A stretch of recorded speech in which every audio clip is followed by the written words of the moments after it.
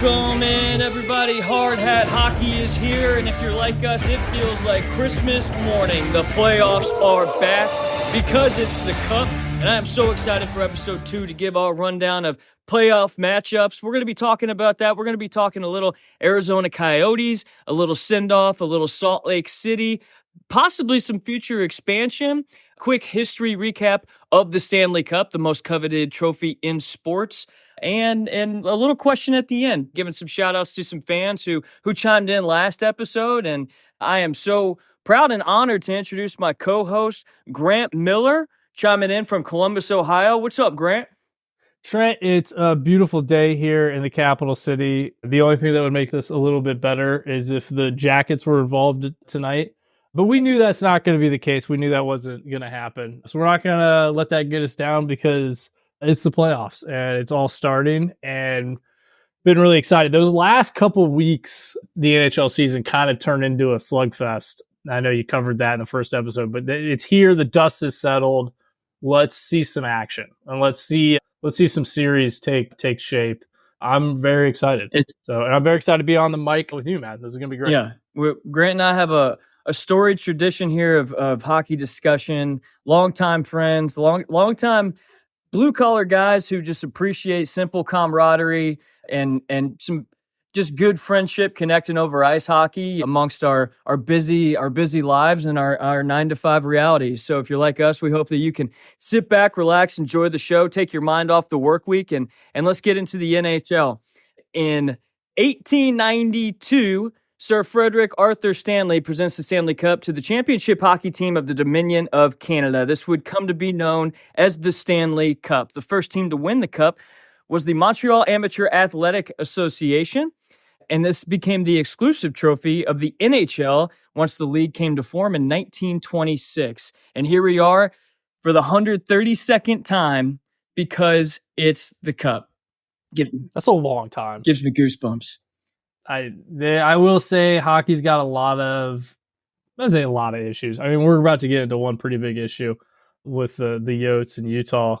But one thing that they absolutely nail every year is just the presentation and the pageantry of the Cup and the playoffs and the magnitude. Like, no league kind of just nails it as well as the NHL. They have to put in effort to it because it's not just, you can't just rely on everyone to tune in like the NFL or something. You kind of have to draw people in. You got to draw the casuals in. And every time I see like the Stanley Cup playoffs logo or like the post game like handshake line, like it's just like, yeah, this is the best time of the year. This is the best sports playoff spectacle there is. There's a beauty in having your name engraved on the cup for forever, and it brings a tear to your eye. At least for most fans, probably who've witnessed their team hoist the cup.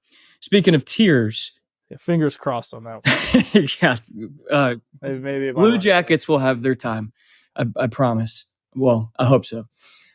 Speaking of tears, if you tuned in this past week, you witnessed the Arizona Coyotes defeat the Edmonton Oilers at home 5-2 for the last game in Mullet Arena, and effectively the last game for the Arizona Coyotes, or at least this reign, for the foreseeable future, as the team officially moving to Salt Lake City with the Smith family ownership group, promising a successful future and the Delta Center to start, but it sounds like even more expansion plans beyond that.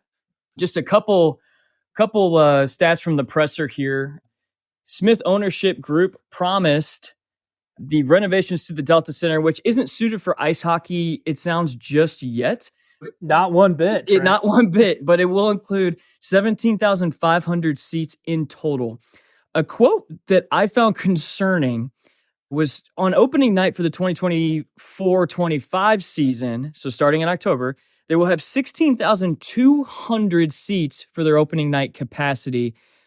And this is where it gets concerning. 12,000 of them fully unobstructed. So to me, say that number one more time for us, Trent. 16,200 opening night seat capacity, with 12,000 of those fully unobstructed. So what, like 4,000 people are going to have obstructed view? Is that what I'm led to believe? And in response to that, obstructed views behind the goals, quote, are not terrible. Okay, so yeah, so you can't. So if I'm hearing that correctly, and my understanding of how like NHL stadiums differ from NBA arenas, like this is like kind of when the Islanders played at the Barclays Center in Brooklyn, and you couldn't see like your own net because it like extends out or something, or you're like too high up without being far enough back. So about 4,000 people just aren't going to see, one net from time to time. Which I guess if it's like a new thing and it's the new team in town, you'll put up with that for a little bit. I don't think this quote can fully cover 4,200 people. Like, I understand some of the obstructed views will be behind the goals, but that can't account for every obstructed view in the arena. So probably not. Right. So now we've got this mysterious, let's call it couple thousand other obstructed views that we haven't even mentioned. I don't know, Grant. I don't know, but nonetheless, people are investing 22,700 season ticket deposits thus far. Needless to say, yeah, Salt Lake City's excited. They're excited. Yeah, I think the Delta Center was built in like the early 90s, so it's not like they're moving into like, I don't know, like a brand new. It's not like they're like following an NBA team there that's like an expansion or like, it's not like, oh, the Seattle, they're rebuilding the basketball arena for the hockey team and it's going to be something brand new, even though it was like something old. Like the Delta Center is not spectacular to begin with. So that makes sense why the Jazz are then wanting to like boost up their arena. This owner, he's like a fairly new, kind of a younger guy. So there's some ambition there, which like I'm not going to stand in that guy's way. Like any grievance that I have with how this went down is not directed at the Salt Lake City folks or like the Jazz. Yeah, I think what makes this really weird is how sudden it was. It was just like a month ago, right? That it was like, oh, this move is happening behind the scenes. Watch Salt Lake City with the Coyotes. And then the players were informed with like a week left in the regular season, like, hey, next year you're going to actually be in Utah. And from what I've read, and kind of, I think we've written this out here, is like all the players and staff and everything's going to go to Utah. It's going to be like a new team. And then everything's paused in Arizona for a few years if the ownership group can like figure their deal out. And if they can figure out an arena deal, they will then be the expansion team. Right. So it's not like there's this groundswell of support. I think there might be, but it's not like does Salt Lake have an AHL team? Yeah. Like, is there hockey in Salt Lake? Sorry, it's the ECHL, the Utah. It's the East Coast League? Okay. Utah Grizzlies. Okay. Like, it's just it all seems very like papering over some mistakes that have, been happening for the past 30 years. It did seem like kind of like Doc Holliday from Tombstone, just pulling the gun at the hip and just very. They had to hit the parachute. I mean, they were like, "What's the closest city that we can get this team out of Mullet Arena? We got to get them out of here. What's the closest city? Salt Lake's, and the West is huge, but it's within like the general kind of vicinity. The owner there is like he's a go-getter. So if he gets this new arena for the Jazz and this gets in his portfolio, you're right. It probably will work. If the team's half decent, fans will show up. The Jazz are a huge deal in Utah. It's like their one sport. BYU football, Utah football, their athletics are very popular. That's a big rivalry, but it's not like they're moving to, like Salt Lake City is not that big of a city. Right. So, if the Jazz are bad, which they haven't, they're typically pretty good, or if like this new hockey team's like bad, like you'll probably see it dip once the kind of shininess of the appeal, like the novelty of having a new team. But the outside looking in on this are Coyote fans, which I know, say what you will, the Coyotes have like fans, like they have like a culture around there. They've been there for a long time. Austin Matthews is a generational talent. He's from Arizona. He probably doesn't pick up a hockey stick if the Coyotes aren't like in the NHL. It's a great TV market. It's an area of the map that I know purists and like Canadian or Northeast American fans like might hate that like we have this Sun Belt expansion, but I don't know why hockey in Phoenix can't work. And we've just seen time and time again the people in charge in Phoenix or in the greater Arizona area just not playing the right move. And at a certain point, you just reach your limit. And I know they said in the press conference like they couldn't do another 3 years at Mullet Arena. And like I agree with it. You can't, but it shouldn't have come to that. Like it should never have gotten to that. Right. Point. And that quote from Gary Bettman, it just didn't work. That was in reference to the 3 to 5 more years at Mullet Arena. That quote from Puck Report on the NHL. What I don't like about Murillo as an owner of the Arizona Coyotes, or I guess former owner, but it's now it's I don't know. He's the right owner to the brand. Hockey, right? It's weird. Yeah, he gets first refusal of the establishment of an NHL franchise. This press conference was his opportunity to take ownership, to take some accountability, to level with the fans on a fan level and build a little bit of trust. We all know at this point, given the track record, and we mentioned a little bit of this on episode 1, given the eviction of the Glendale Arena, the Gila River Arena, the inability to work with Tempe's government, the inability to work with Scottsdale's government, the sell back to the NHL back in the 07-08 season, this team has severed a lot of local ties with this ownership group, which is why I don't trust Murillo moving forward. And after this press conference, this opportunity to build some rapport with your fans, and instead of doing that, just the general you got public. Defensive. He claims so he gets defensive and starts to claim that the 4,600 seats at Mullet Arena generated more revenue than the 17,000 seats in Glendale. That to me, stop being defensive. You're trying to build some trust and rapport with a fan base that, frankly, you just screwed over, who has been loyal to you for 3 decades, and you blew it. I don't trust this guy moving forward, and I think if hockey works out there, he can't be involved. I agree. This clause is so interesting too. So it sounds like, because to me this sounds like he's just trying to make a buck off of the Coyotes brand. So they're kind of drilling in the fine print. He must have an arena built in the next 5 years to even consider bringing the expansion team back to Phoenix. And then after that, he can't sell more than 20% of the team for another 5 years. So essentially, so they don't want him just to like essentially stopping him from just cashing in on if expansion hockey came back to Phoenix.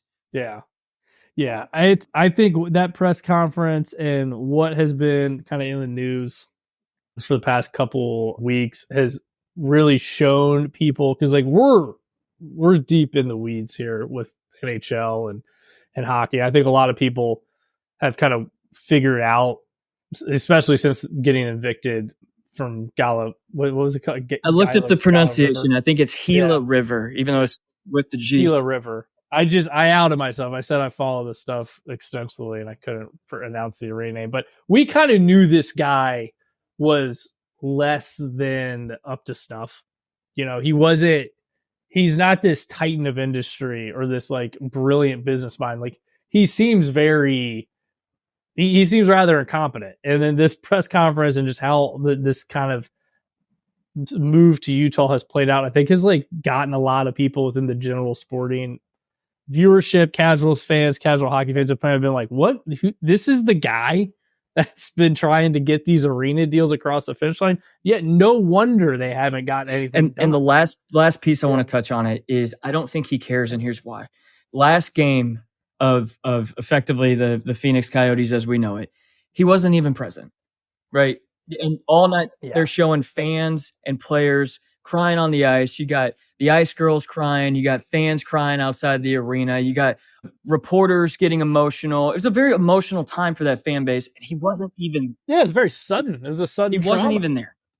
I'm with you. This playoff preview is sponsored by Leroy's Bar, located in the heart of Worcester, Ohio. Leroy's establishment has provided cheap pitchers and a safe haven for blue-collar workers alike since 1969. Leroy's can be your hockey home for all the NHL playoff action. Drink responsibly and drive safe. Ho-hum, Grant Miller. Here we go. Let's go to the state of Florida. For our Atlantic Division winner, the Florida Panthers are taking on wild card Stanley Cup pedigree Tampa Bay Lightning. Just a couple facts to throw out at the start of the series.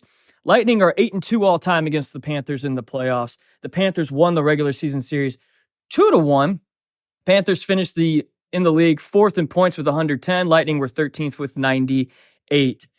Panthers scored the 11th league with 265 goals, tied for first with goals against with 198, save percentage of .913, puts them second in goaltending on Bobrovsky's shoulders. The Lightning 5th in goals for, 22nd in goals against, and save percentage of .890.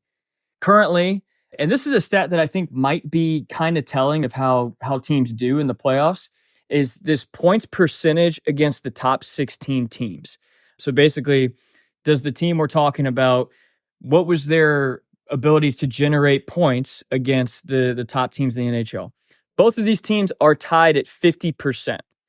And we'll see that, kind of in further matchup analysis, that create a little more disparity amongst the matchups, maybe a little more easier to predict.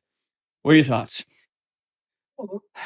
I got a little bit of a soft spot for the Panthers here. I just really dislike the Lightning, and I'll try not to put my personal feelings in this too much. Like I think, one, Battle of Florida, I'm very excited for this as like an outside perspective. I think the Panthers are like just a better team, but the playoffs are weird and weird stuff happens. And if there's any team that like you just know can flip the switch in instances like this, it's Tampa.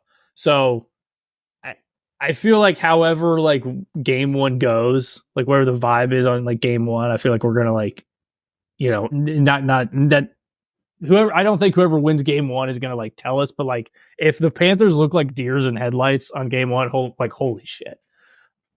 But they got a good coaching staff. I like their team. I just how do you really like pick against the Lightning and Panthers, Hedman and Dumba and these guys? Like I just think they're just good. Like Kucherov is gonna show up. He's gonna take over a game. But I want the Panthers to win, I guess, if I had to pick them. But this is one of those matchups that I just feel so left out as a Jackets fan, because I would love to like take you did at one point 4-0 against the Lightning. But, yeah, 5 years ago. Yeah, 5 years ago. Yeah, this series probably more than any of them, I think we're going to see violence ensue. I think I love a renewal of a good rivalry, and I think penalties and suspensions are likely coming.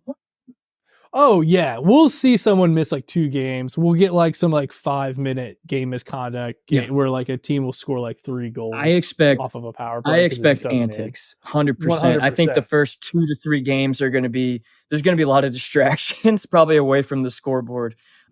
Deep dive for me, the difference lies in the blue line.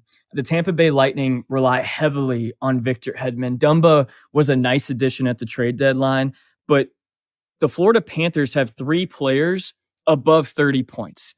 Forsling, Brendan Montour, and OEL, Ekman Larson. Each of those players is on a different defensive line. So they are rolling out 3 defensive lines with guys who can score and have right. It's terrifying. Scary. And Forsling claimed off of waivers on a $2.6 million cap hit. That looks like a genius move right now. They got good coaches. They behind the bench, man. Panthers might be. Matthew Tkachuk got that fire in his eye, man, and losing the cup last year. They advanced past this round. The Battle of Florida, for me, definitely gets renewed here. Kucherov's had a heart-worthy performance, but the death of the Panthers is going to prove to be too much for me. I got the Panthers in 7. Okay. I'll double down with that. We'll disagree on some of these, but not. Moving on, other Atlantic Division matchup. We've got a tale as old as time. Boston Bruins taking off the Toronto Maple Leafs for the 10,000th time. It seems like the Bruins lead the all-time record in the playoffs with 42-40-1 record against the Leafs. They did win the regular season series 4-0, thoroughly dominating the Leafs through the regular season, finishing 6th in the league with 109 points. The Leafs finished 10th with 102 points. To me, a big piece for the Boston Bruins here is their goaltending tandem. You got Linus Ullmark and Swayman both playing lights out. And any guy who has a bad day, you've got an answer on the bench. Not many teams can say that. I am excited for this matchup. I'm excited for this matchup because, just like you said, like, I get older, we get older, Trent. Life's change. You move places, you move states. Your friends kind of look, are different everywhere. Maybe you change careers. You can set your watch to Leafs Bruins, and there's a comfort in that. I hated it for so many years, and then I got older, and I feel like a kid again. I'm like, oh, am I 22? Like, is Mitch Marner 12? No, Mitch Marner's like an adult now. Mitch Marner can drive and drink. When he first started, he was a baby, and now here we are. The Bruins winning all 4 games, and this is very on brand to me. I want the Leafs to do this. I want the Leafs to do it.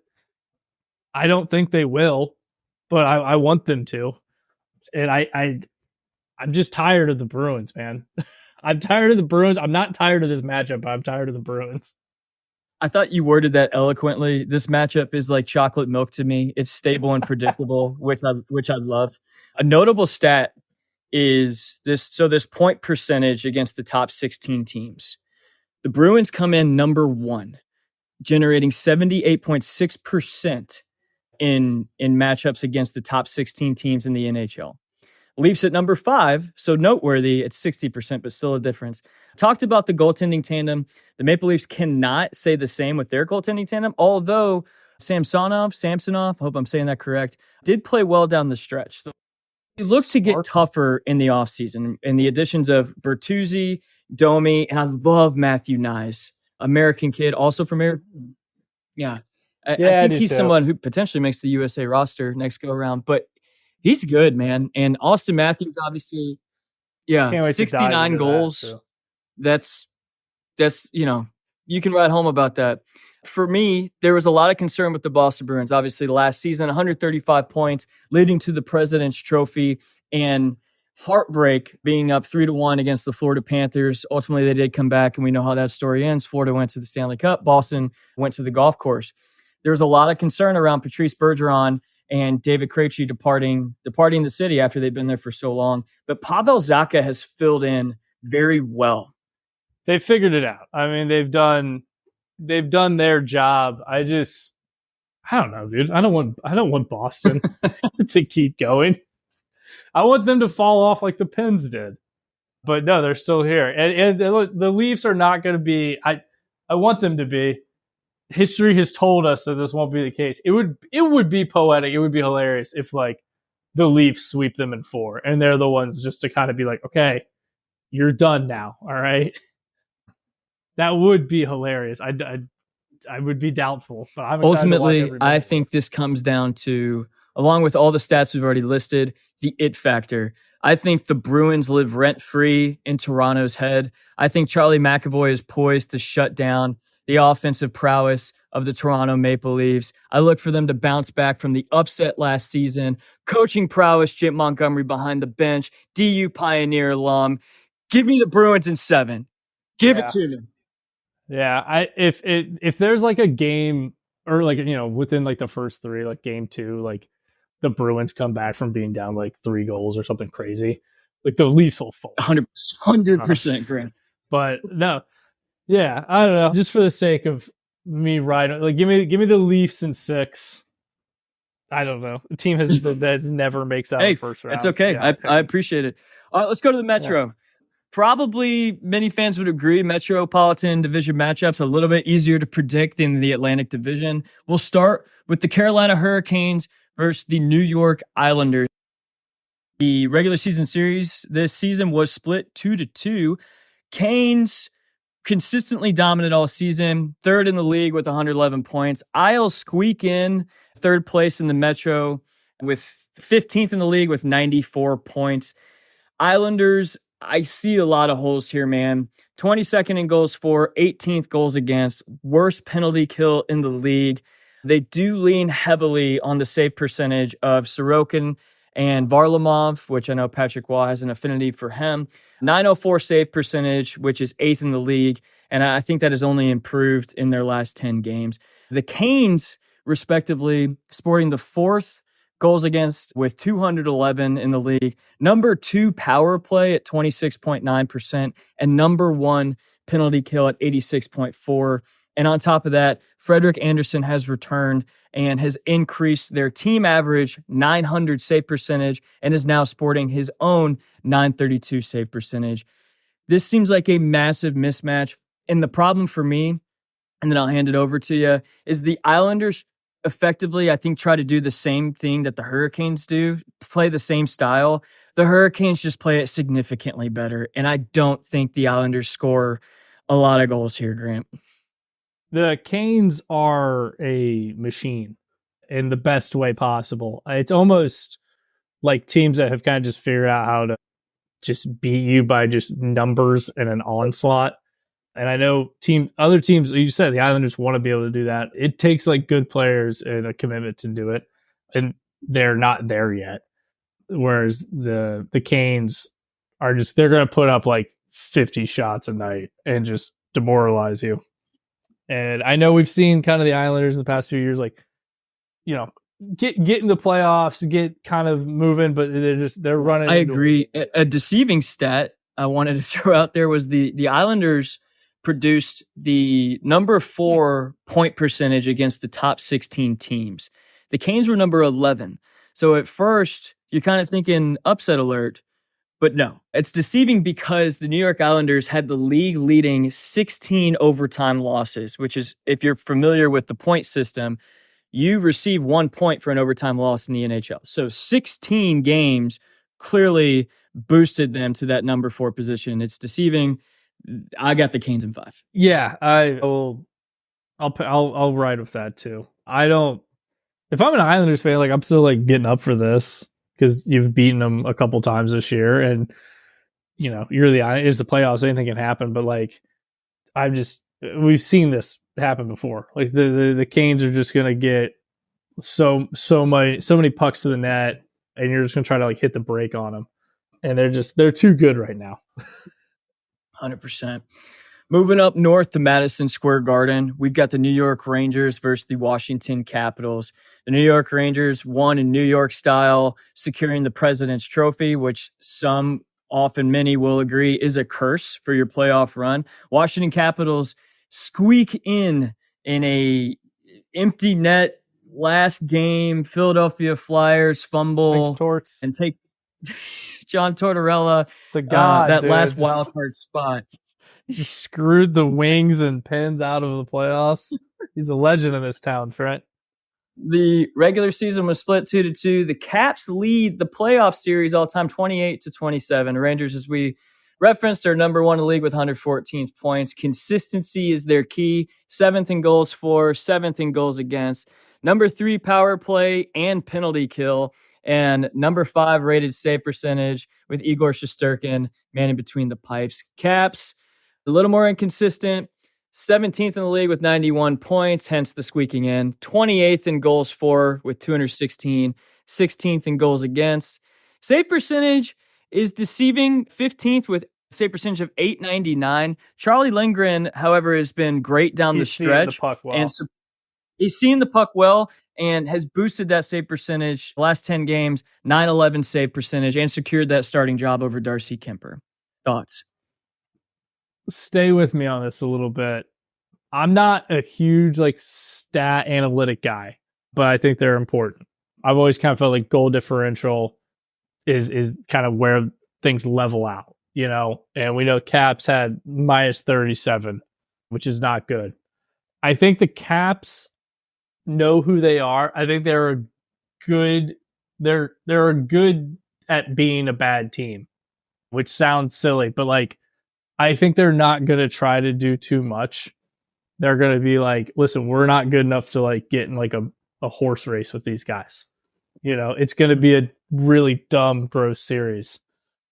I think the Rangers will win, but it's hockey and it's Ovi, and the Caps are like they're a team that like it plays together well in like a really dumb way. And if you had like a hot goalie, which they might have, that'd be that just for the narrative and for the whole rest of the playoffs. Like I think it's boring when the best teams like just win. And the Rangers are good, but they don't strike the fear into me.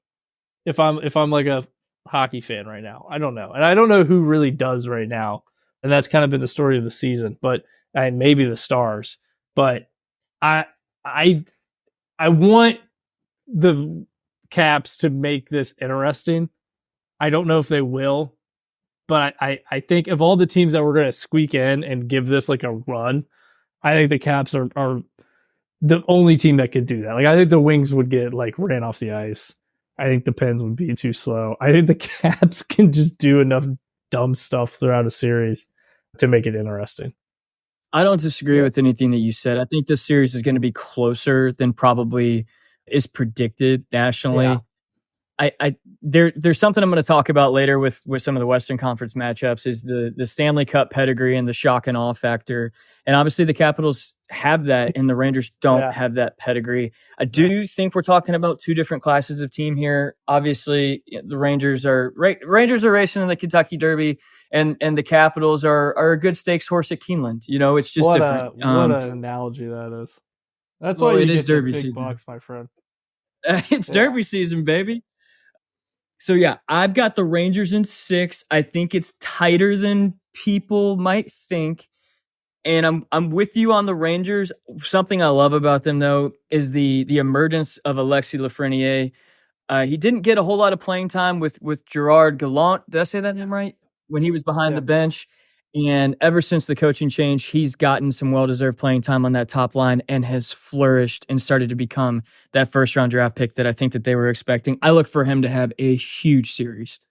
Yeah, I'm with you 100% on that. I feel like as a kid, like there's always good for every couple of years, like a good 8 team just taking it to a 1 seed. Don't be surprised if this kind of hits onto that same sort of vibe, really. Yeah. All right, you ready to go out west? Let's do it. Let's hit the road. Let's go out west. We're going to start in Vancouver. We got the Canucks versus the Nashville Predators. The Canucks lead the playoff series 4-2. The last time and only time they met was the 2011 season. Canucks won the regular season series 3-0. The Canucks are 6 in the league with 109 points, 6 in goals for, 5th in goals against. Save percentage is 7th with 906. And then Thatcher Demko returns from injury down the stretch, sporting his own 917 save percentage. The Preds, 11th in points with 99, 10th in goals for, 13th goals against, and 12th in save percentage with UC Saros sporting a 906 on his 64 starts. Should be noted, Preds are 18th against the top 16 teams with 50% of those games generating points. The Canucks are 7th generating points against the top 16 and 56% of those games. So out of the gate here, some would lean towards a mismatch given the success and sustainability of the Vancouver Canucks. But Grant, for me, this is my first upset alert. Calling it right now. What do the Preds do? I got the Canucks on upset alert, and here's why.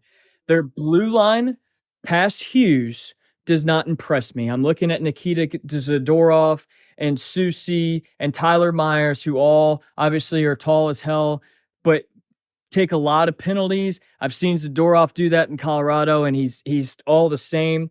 I also look for the 3 centers down the middle, O'Reilly, Sissons, and Novak, Tommy Novak for the Nashville Predators, to make the life of Miller, Pettersson, and Lindholm a living hell. I think they'll tighten it up defensively. I think getting through the neutral zone is going to be very difficult. Vancouver's not going to be used to that.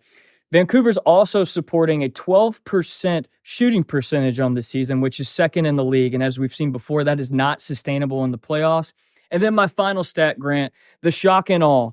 The Predators have been around the playoffs for what seems like the last decade. 19 of their players support 818 playoff games of playoff experience. I know the factor, Ryan O'Reilly, carries a lot of those. The Vancouver Canucks, 19 players support 482 playoff games. While still respectable, there is a stark difference between the playoff experience between these two teams. The leadership of UC Soros and Roman Josi will carry the Predators through. I got the Preds in 7. Yeah, you make a lot of really strong points. You make a lot of sense. The Preds, you're right, for the past 10 years have just been here, and they've been just making teams' life hell in the playoffs and mucking it up in the neutral zone, especially down the middle. I'm so sick and tired of the Preds doing that. And I love everything about this Canucks team. I love the way they play. And I don't know. I can't in good faith look at this matchup and say, yeah, give me the Preds, because the disdain. I'm not going to pick against Quinn Hughes. I love him. He's my favorite guy to watch. As a guy, not my favorite guy to watch because I don't watch a lot of the West Coast teams. It's just too late, and I'm sorry for West Coast fans out there. But come playoff time, he gets on my screen, and I just love seeing him out there. And I want more of that. And to get more of that, they got to beat the Preds. So yeah, give me the Canucks. I'll say in 6. But you make a lot of really strong points, and I wouldn't be shocked if you were right. I'm riding the shock and awe factor. And our guy JT Miller, dude, come on, we gotta. Yeah, I know there's some loyalty there, but I think the shock and awe's too much, man. Shock and awe. I'm calling it. I mean, you're right, but I'm a romantic, and I don't want this. I don't want this pragmatic, bullshit that the Preds have been doing. And then you just get everyone's always like, "Oh man, what a hockey town Nashville is." Nashville's such a spectacular place. Nashville's fine, but let's not act like it's not just a tourist trap.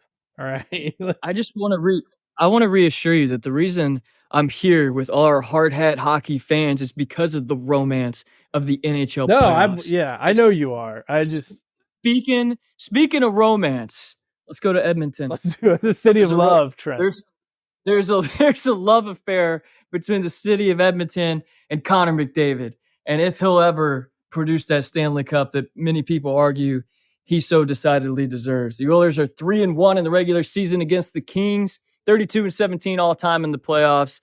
Third year in a row playing the Kings. Oilers are 9th in the league with 104 points. Kings are 11th with 99. That seems a little closer than I feel like these teams are going to show on the ice.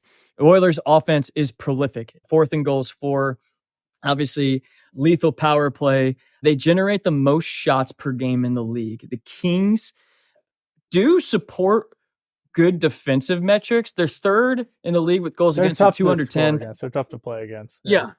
Number 2 penalty kill, 84.6%. And save percentage, standing on his head, Cam Talbot all season, is 4th in the league with a 909 save percentage. Against the top 16 teams, the Oilers come in at 16th. The Kings were 21st. That feels about right. Yeah, the Oilers were left for dead there for a little bit. I thought the whole thing was going to get blown up, and they just went on that tear in the middle of the year, which I'm always kind of skeptical of teams that just have insanely high win streaks, because I feel like it kind of gooses the numbers and the perception of the team. And then if you level that out, they're probably not as good, if that makes any sense. But I think for at least this first round, the Oilers are just a better team. As we get into the playoffs, and however the bracket shakes out, I don't know if that's always going to be the case. But for this one, I think Oilers, I might even say in 5, but then the Kings are tough to play against. But I think they got it. They're the favorites for a reason. It's all in front of them right now. I agree. I look at the center depth. Obviously, they're able to roll out McDavid and Draisaitl. And then on the power play, they put them together. And after Anze Kopitar, unless you have him on the ice the entire game, the center depth of the Los Angeles Kings is going to they're going to have a very tough time slowing down the play driving ability of the Edmonton Oilers. And a glaring wart on the face of the Kings that I can't stand, I hate it for their fans, is the $8 million contract of Pierre-Luc Dubois sitting on the fourth line with 40 points. That can't happen. And metrics, cap hit, stuff like that we'll get into in the offseason. But that's got to produce. And because it's not, I don't see it. I don't see a chance where I had such high hopes for that kid. I thought he'd have a statue here in Columbus. It's a shame. It's a shame when it's turned. Don't get emotional on me. That's hockey. Sometimes I don't know. Like things happen. Guys produce and then they don't. I don't know. You're right. Like center depth. I mean, he. It's not gonna happen. I mean, it's the Oilers. It's gonna be the Oilers. All right, moving on. Let's go to Texas in a Western Conference series that features probably the most dependable and consistent team all season versus one of the more controversial, volatile, and successful teams in the league. Stars. yeah, you know my feelings. We got the Dallas Stars. We got the Golden Knights. Playoff record is dead even, 6-6. Dallas won the series in 2020. Vegas won the series in 2023, obviously leading to the Stanley Cup last season. The Knights swept the regular season 3-0. The Stars are second in the league with 113 points. Knights 13th with 98. Stars consistency, you can see it. Third in goals for, eighth in goals against, third in goal differential at plus 62. The Knights, not the most consistent season, but the problem with them, and this is why I mentioned the words volatile and controversial, is if you follow, unless you sleep under a rock, you're aware that the Vegas Golden Knights used the long-term IR leading up to the playoffs in a very strategic manner. Hence the acquisitions of Tomas Hertl, Noah Hannafin, Anthony Mantha, and placing Mark Stone's $8 million contract on the LTIR before the start of the playoffs. Whether you think that's cheating or not, that's not what we're here to discuss. The fact of the matter is, the Vegas Golden Knights' inconsistencies, to me, will probably disappear in round one of the playoffs because that team is going to be stacked. Thoughts? Yeah, they can't keep getting away with this. I want the Stars just to demolish them, just for the sake of justice across sports. But these are the Knights, and they'll get some games across. I mean, you said it was 3-0 across the season. Like, these teams know each other. I will say that about the way the playoff format is like you're just so familiar with these guys throughout the season, and then it's like boosts to like the nth degree, where I'm sure these guys, I don't know, they're professionals, but like I'm sure they hate each other. They're gonna really hate each other in like 2 weeks. What's so funny too is how personal they probably get, like how well they get to know each other in their hatred. Yeah, and I love that that's for all of the like gripes against this playoff format. Like that is, I've lived it. I mean, I've lived seen a really good Jackets team just like run into the Pens, and you're like, they're both like top 4 teams in the entire Eastern Conference, but because it's the so like we're kind of seeing this here. I want the Stars. I kind of, something about Dallas for the past like 4 years, I've kind of liked their edge.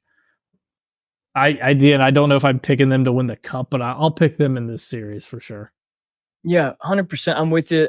I love the Stars' dependability. Their forward depth. It's insane. I don't know how it works with the cap. We're talking about teams like, how are they getting this much talent? They've got, the Matt Duchene contract was at $3+ million was a steal in the offseason. And then in digging further, trying to find any silver lining to convince myself the Stars are going to beat the Golden Knights, which I so hope happens. All the top 3 forward lines for the Dallas Stars all average over 15 minutes a game, to include their third line center, Wyatt Johnston, who averages 17 minutes a game. So that is a lot of depth. They're rolling out 4 lines. They're rolling lines, man. And when you're able to do that, you can match up very well. Another difference I noticed, 4 of the Knights defensemen have a negative plus minus. Every single one of the Dallas Stars defensemen are in the positive. Nobody has a negative plus minus. To me, I think the Stars can definitely go the distance this year. Where they might run into trouble in the future is if they have to rely too much on Heiskanen in that top defensive pairing. But outside of that, I see the Stars winning in 7. I think they've got the edge here. And I think because the Knights are such a wild card and we haven't seen this roster together, play a game together yet. Hey, don't say it. Don't give them any motivation, Trent. I know where you're headed. You know where I'm headed. And maybe it's just my passion and the Golden Knights rivalry with the Colorado Avalanche. Maybe that's what's carrying through. But guess what? I don't care. Stars in 7. Yeah, I think it's tough to see any glaring holes in this Stars team. And the Knights are going to be good. I mean, we're going to see like the best version of the Knights at some point in this series. But yeah, give me Stars. Give me Stars in 7. I love it. All right, last series matchup, not least, and then we'll get out of here. Take me to Winnipeg, baby. We got the Colorado Avalanche, taking on the Winnipeg Jets. The Jets. This is going to be hard for me because I'm going to have to just be blatantly honest with the hardhead hockey fans. The Jets dominated the regular season series against the Avs 3-0. This is their first time meeting in the playoffs ever. Kind of shocking. Yeah, it is. The Avs are 8th. Yeah. Avs are 8th in the league with 107 points. The Avs show out with the number 1 offense in the league, 302 goals for, and then back that up 180, 16th goals against with 252. Power play is 5th in the league. Penalty kill is 12th. And this is where you're going to find your stark difference. Save percentage is 20th with 897. Alexander Georgiev. The Jets finished the season number 4 in the league with 110 points, 15th in goals for, but support the number 1 defense in the league with 198 goals against and the number 1 save percentage, 918. Connor Hellebuck. They're tough to score against. This is, I think, hands down best goalie left right now. I mean, if you're picking just like a guy that can carry the team, it's the Jets. But the Avs put the puck in the net pretty well. This is exciting. This is the unstoppable force moves the unmovable object, right? I don't think there's a more polarizing series. I don't mean in terms of violence and rivalry. Style of play. Just offense versus defense. It's going to be fun to watch as an outside observer. This is the one I'm probably most excited for. And I don't know how. I mean, as fans, how do you like being like such a run and gun team basically at this point? Like that's the identity that you got to like lean into. You're not going to just all of a sudden decide like, hey, we're going to like pack it in and play a title on the boards. Like it's like no, it's good. We're going to try to move the puck and get it in the net. I love it because I've seen it work. I saw it work in the 2022 season when they won the Stanley Cup. But the difference between that team and this team is the team defense. That team in 2022 was dominant, was able to score at will, and play extremely tight checking and team defense. This team does not do that. We don't have the forward depth that we did because, when you win the Stanley Cup, the tax goes up and you can't afford to keep all your players, i.e. Nazem Kadri. 2 narratives I'm looking for to basically decide the series. The Avs did not win home ice advantage, which is unfortunate because they were the best team in the league at home, but struggled on the road, and we might see that play out again.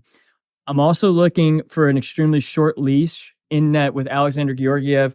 Obviously, that 20th rated save percentage in the league is not going to cut it. He's going to have to play better than that, and I give it 1 game. If we lose game 1, I could see them putting Justus Annunen in. He has 14 games played on the season. Kind of a rookie sensation for the Avs, sporting a 928 save percentage. To me, every time he's played, it feels like in the MLB when you got a starting pitcher and everyone just rallies around the guy and wants to making diving catches and trying to get the guy. I love that. I love like what a team noticeably plays different with a goalie.